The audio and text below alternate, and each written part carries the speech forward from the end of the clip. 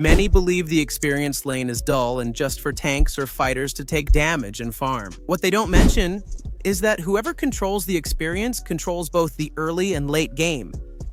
Many people make mistakes right from the start. It doesn't matter if you use Lapu, Zun, or Granos. Without these 7 secrets, you'll remain easy prey for the enemy jungler. That's why today I'm going to tell you the tips that pro players don't share, but that make the difference between reaching Mythic or getting stuck in Epic. So get ready, because if you master the experience lane, you master the game.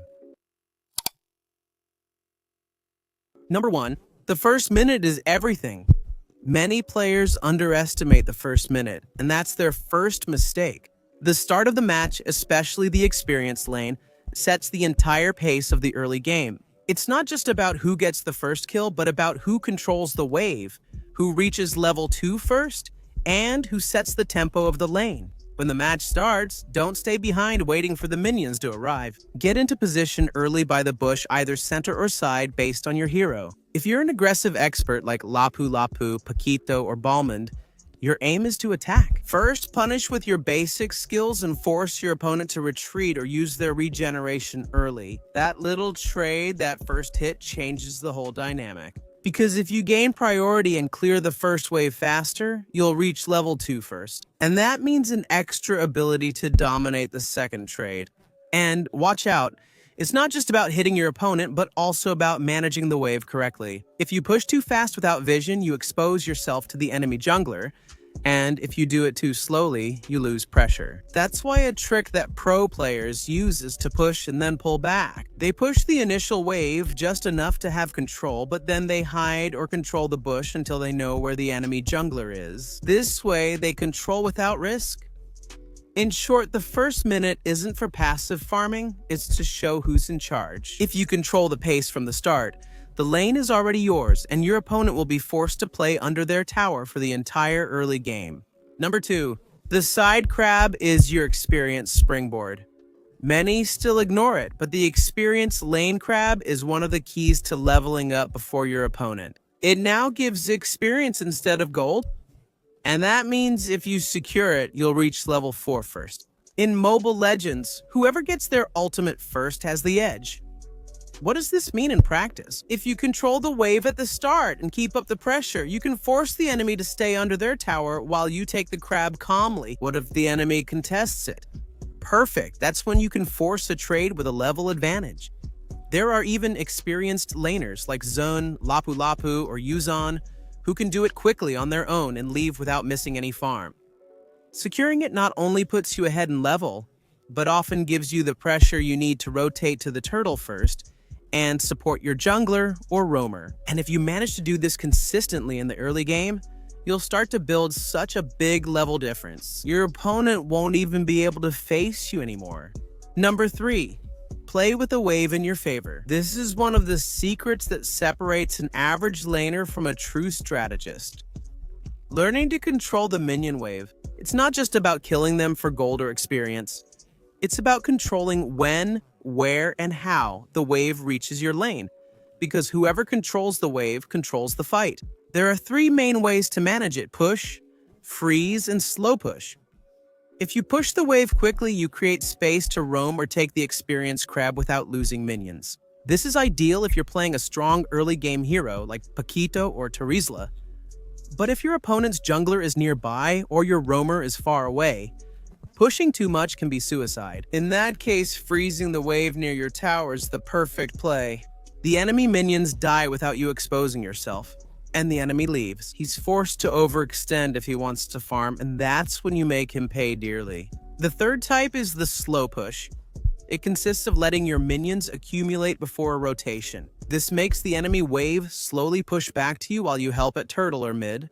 And when you come back, you have a whole wave waiting for you, ready to farm. It's an advanced technique that pro players use to rotate without losing a second of experience. If you manage to master these concepts, not only will you win your lane, you'll force the enemy jungler to play under your conditions. In Mobile Legends, the experience lane is won by control, not damage. Number 4, be the first to rotate. Even without a kill, one of the most common mistakes experienced laners make is waiting for a kill before moving. but actually you don't need to get a kill to win your lane. If you push your opponent out of position, force them back to base, or leave them low on health, you've already won. Because that means one thing: you can move and he can't. If you force your opponent to retreat, don't waste time staying to push for no reason. Take advantage of that moment to rotate to turtle, support mid, or place vision with your roamer. Even if you don't participate directly in a fight, your presence changes the outcome. If you're an experienced laner with good mobility, like Yuzhong, Lapu Lapu, or Guinevere, you can rotate to mid as your team prepares for turtle. Not only do you secure the objective, you also force the enemy experienced laner to make a tough decision. Do they keep farming and risk losing the fight, or follow you and leave their turret undefended? Either option is good for you, but remember that rotating doesn't mean abandoning your lane. It means moving with a purpose. Ideally, you should push a wave before leaving, so the enemy minions crash into your turret and you don't lose as much farm. This is a simple play that pro players do all the time and almost nobody in lower ranks takes advantage of. So remember, don't look for kills, look for impact. If you can move while your opponent can't, you're already one step ahead. In the current meta, mobility and early rotation define who dominates the early game. Number 5. Is the bush your ally or your biggest mistake? The bush can give you a tactical advantage, vision control, and the perfect opportunity to surprise you. Or it can become a deadly trap if you use it wrong. In the current meta, experienced laners should use the fog of war to their advantage. Controlling the bush nearest the river lets you spot the jungler before they gank you, or even set up an ambush when the enemy tries to take the scuttle crab. That extra second of information can be the difference between dying or getting a free kill.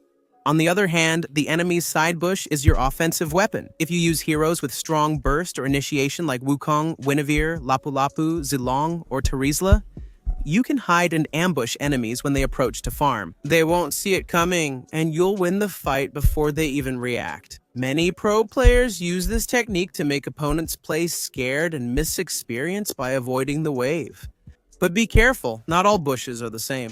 The enemy bush near their tower is a double-edged sword. If you can't see the jungler or your roamer isn't close, going in is risky. In that case, it's best to keep control of your own bush, so the enemy never knows if you're there or not. Doubt alone gives you a psychological edge. So, in summary, play with the bushes and not against them. Number 6. Learn to trade without losing it all. This advice may seem basic, but it's probably one of the most common mistakes in the experience lane. Many players think that every matchup has to end in a kill. But the best experienced laners know that fights are won blow by blow, not with a single play. Trading means exchanging damage in a favorable way. In other words, you deal more damage than you take. It seems simple, but mastering it means knowing cooldowns, range, and your hero's power at all times. For instance, with Terizla, Paquito, or Lapu Lapu, your goal isn't to always dive in when you see the enemy. Ideally, you want to punish with a key skill like Paquito's first skill or Lapu Lapu's first energy bar, and then back off before taking the counterattack. Repeat the pattern 2 or 3 times and your opponent will have no regeneration or chance to fight you directly.